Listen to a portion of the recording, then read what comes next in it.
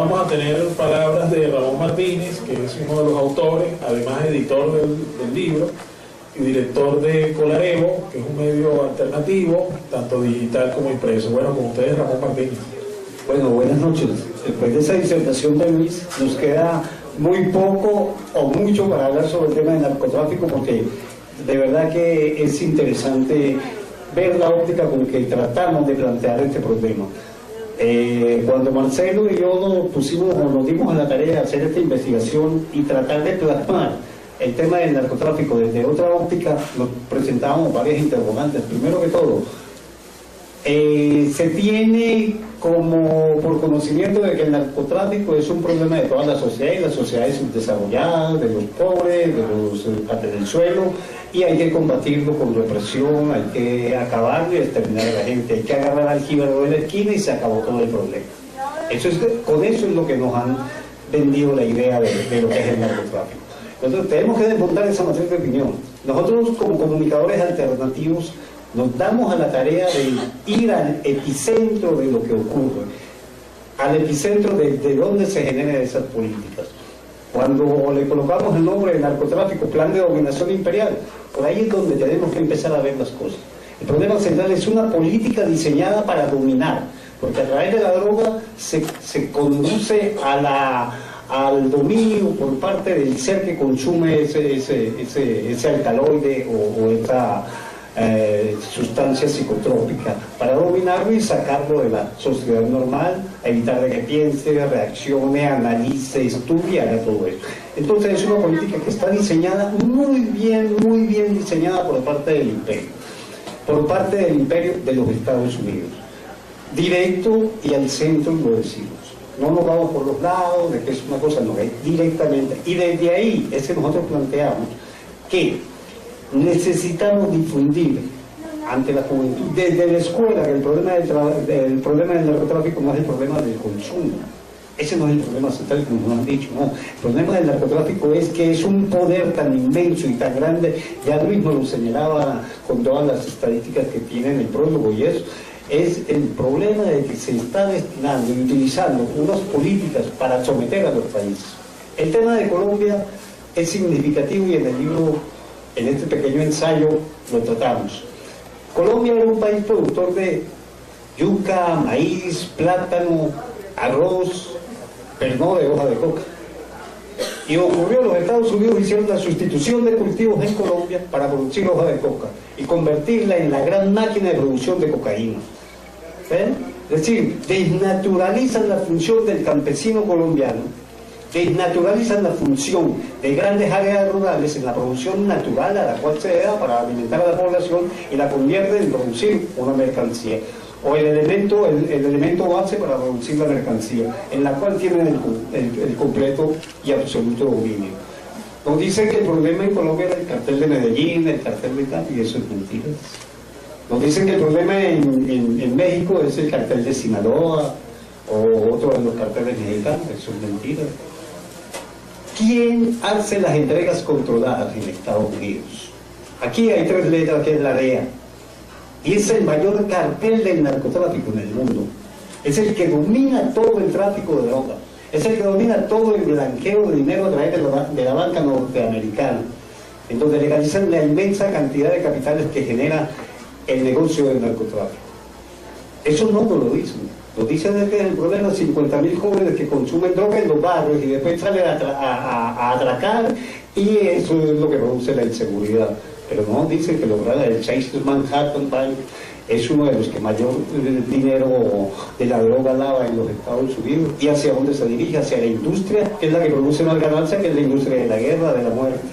Y el narcotráfico es la otra industria de la muerte, porque generalmente con la muerte es con que se hace más dinero en este mundo. ¿Y quién domina? Los Estados Unidos. Las entregas controladas, que son miles de toneladas que ingresan a Estados Unidos, ¿quién las hace? ¿Quién las hacía? Justamente la DEA. Y desde donde se hacen convenios con los países y los gobiernos que han sido sumisos a las políticas de Estados Unidos. Quisiera destacar 2 elementos fundamentales en América Latina.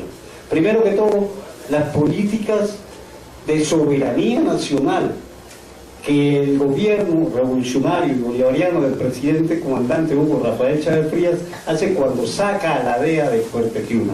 Es una de las primeras grandes acciones que incluso se ha minimizado acá por los medios de comunicación venezolanos. Eso parece que no ha incidido. ¿Y realmente qué era la DEA en las oficinas que tenía la DEA en Fuerte Tiuna?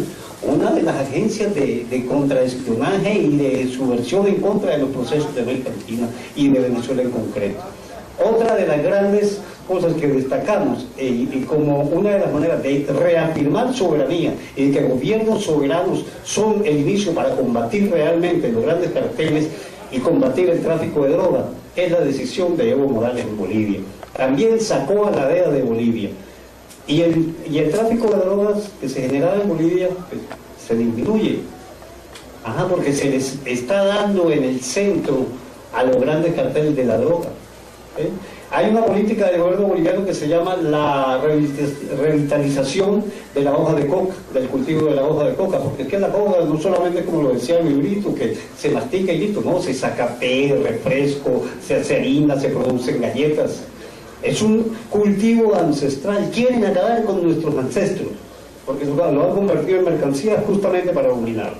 Esas dos acciones fundamentales de gobiernos nacionalistas y revolucionarios del gobierno venezolano y del gobierno boliviano muestran el camino para que muchos de los gobiernos de América Latina empecemos y se empiece a generar un real combate al narcotráfico como tal.